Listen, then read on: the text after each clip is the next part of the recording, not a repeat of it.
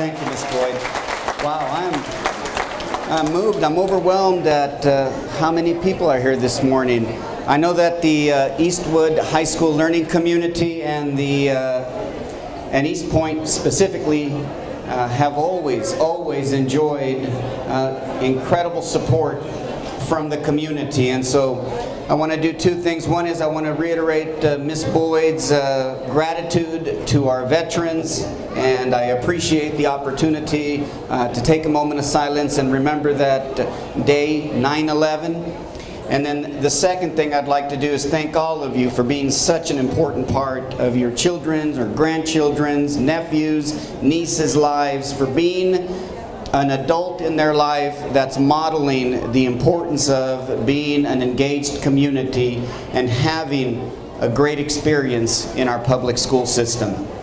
Before I get into the conversation around facilities and the bond and the importance of some of these projects, I also want to celebrate some of the things that we do every day for students. I want to keep this academic.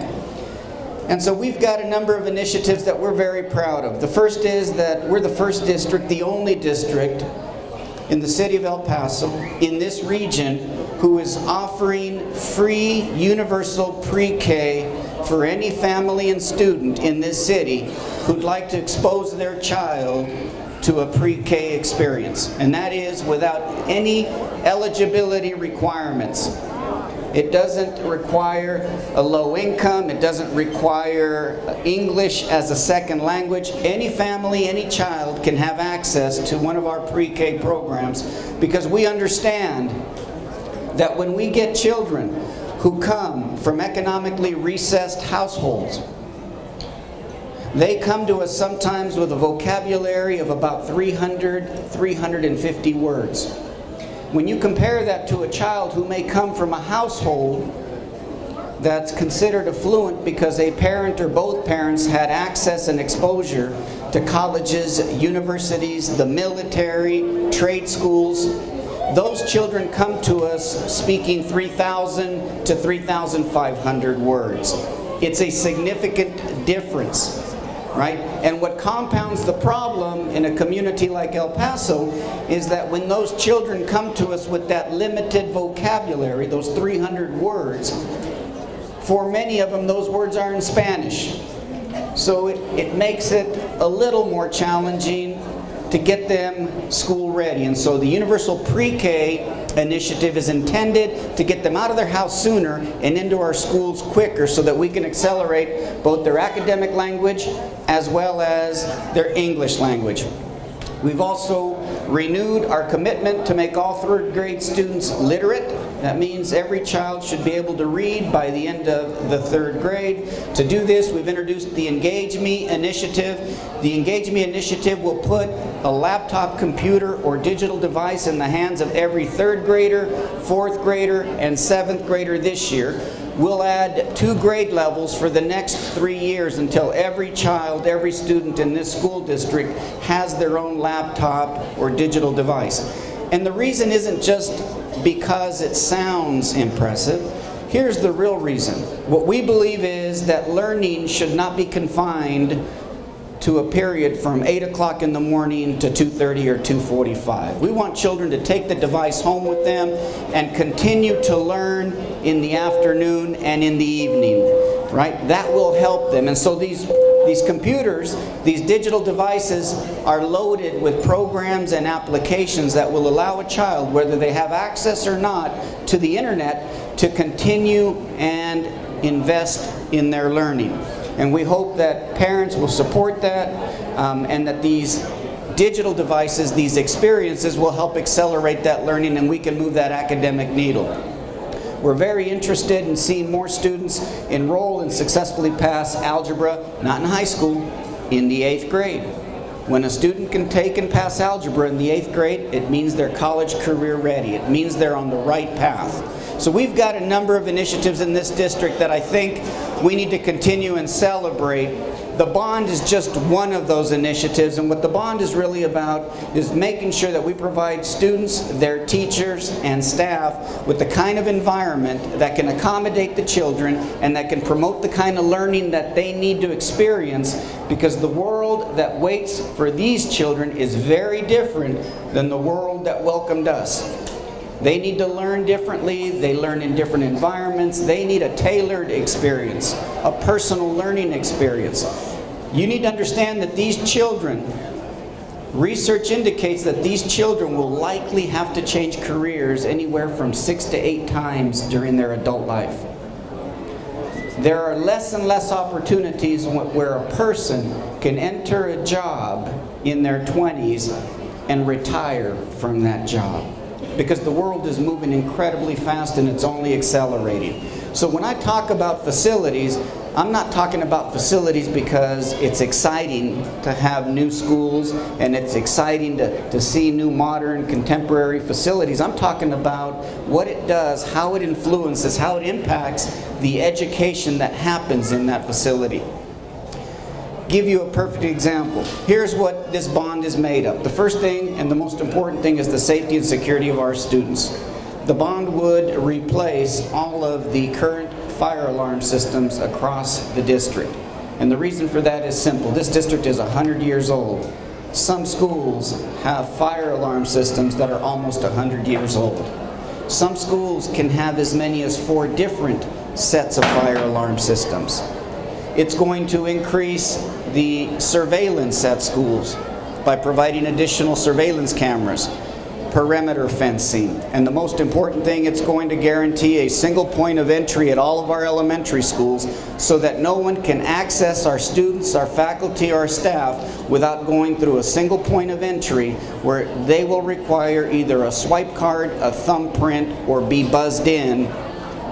And that doesn't happen until we know they have legitimate business in our school. So that's the first investment, is $8 million to improve the safety and security of children across the district. The second investment has to do with technology. And the easiest way to explain it to you is this. We just increased the number of computers in this school district by 10,000. That's that 3rd grade, 4th grade, and 7th grade. We plan to give all students their own computer over the next 3 to 4 years. We currently, as a school district, are a 1 gigabyte school district. That means that every school has 1 gigabyte of bandwidth available to them. When we increase the number of computers, it's going to overwhelm the system if we don't keep up with it and expand it. So that $10 million investment is to make sure that students and their teachers have reliable access to the internet anytime they need it. It will also create a Wi-Fi perimeter where folks in the community, in the neighborhood, who may not have internet need only get within a certain distance of their local school, of their local neighborhood school, and that child, that parent can access the internet using the district's internet service and Wi-Fi service.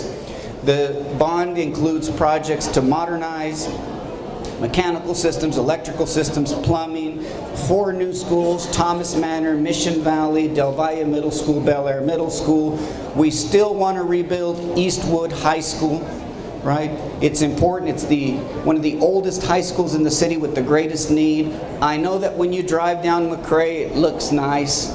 You need to visit because it's a Hollywood set. When you go to Hollywood and you see all those Western buildings up, what's behind there is a lot less impressive. That would be true of Eastwood. If you want to know what I'm talking about, drive down Montwood and look at that auxiliary gym and look at their main gym. That school has the worst facility condition index of all comprehensive high schools in the district. That investment is critical. Parkland Middle School, new school. Special education classrooms, district-wide. There are a lot of very, very important projects, and you'll get an opportunity to learn more about those projects because at every single one of our schools there will be a 4x8 sign in front of the school outlining exactly how bond proceeds would be used at that school and district-wide. We used to go out and try to educate our voters and remind them that if you're 65 years of age and older, the bond does not affect your property taxes for the purpose of supporting the YISD Independent School District. The truth now is that if this bond were to pass, if there were a 12-cent increase on the current $1.36 rate, everybody, including those 65 and older, would see their taxes go down a year from now. Everybody's taxes will go down, even if you pass a bond. And the reason for that is simple. On the ballot in November, there is a proposition to increase the state homestead exemption from a $15,000 flat rate to a $25,000 flat rate. So even though the property tax rate is going up, that additional $10,000 break from the state of Texas will result in everybody's taxes going down, yet we would have provided $430.5 million to the students of this school district and to the economy of El Paso. And taxes will go down for every residential homeowner in the YISD Independent School District next year. So I leave you with that. I have to be somewhat informative. I can't be too enthusiastic about it. Avoid being too persuasive or compelling, but I thought you should know that. And depending on the format of this event, and I know that you've got other things to do, and today really is about your role as a grandparent and as an important adult in a child's life, and not about what we're doing in the district academically at present, and certainly not about how to provide facilities for our students. But I thought you should be aware of that, because right now that's what we're working really hard to do, and that's trying to provide these teachers and these students the learning space that they need in a 100-year-old district that has traditionally, historically been the best option for parents and students in the city of El Paso for almost 100 years. And we still outperform all the other districts. All right, any questions? There will be other opportunities. If not, happy Grandparents' Day. Have a great 9/11. Enjoy your weekend, and thank you for allowing me to interrupt your event.